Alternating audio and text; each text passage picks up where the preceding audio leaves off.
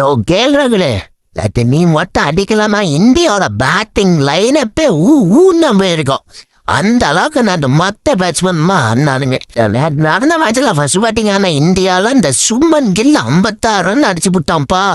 விராட் கோலி அடிப்பான் மேலே எதிர்பார்த்து வந்து 23 ரன்ல அவுட் ஆயிட்டான்.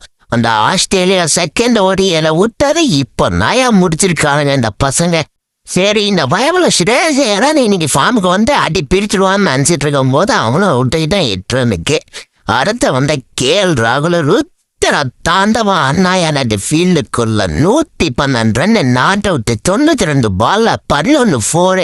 அந்த ஒரு சிக்ஸ தலைவன் எப்படி அடிச்சானா 96 ரன்ல இருக்கும்போது செஞ்சுரி அடிக்கிறதுக்காக அடிச்ச சிக்ஸ் தான் அந்த ஒரு சிக்ஸ். ரவீந்திர ஜடேஜா நிதிஷ்குமார் ரெட்டி கான்ட்ரிபியூஷன் மூலமா ஒட்டு மொத்தமா 284 ரன் அடிச்சாங்க இந்தியா. உன்னோட பேட்டிங் கீப்பிங் எல்லாம் பார்க்கும் போது நீதான் ஒருவேளை அடுத்த டோனியா இருக்க போறியோன்னு ஒரு யோசனை தோணுது. என்னன்னு தெரியல.